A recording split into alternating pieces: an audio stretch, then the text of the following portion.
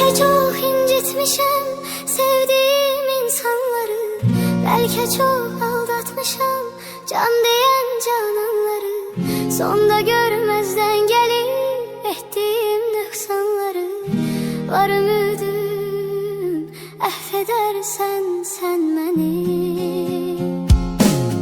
Bilmez idim dert verer derdimin dermanları. Gün gelir peşman olar nefsinin kurbanları.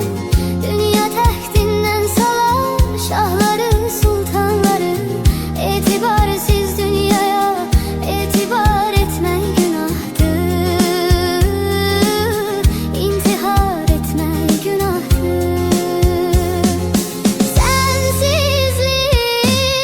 Sensizlik çok çetin dünyada.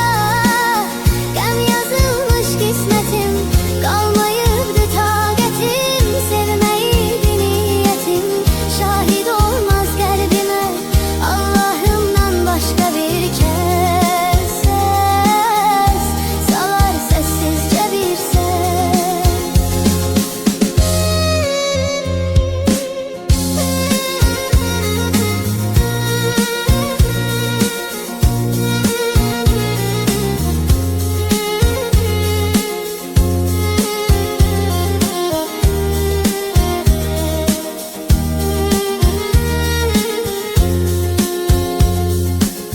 Sen giden günden beri vesfidir sözler seni.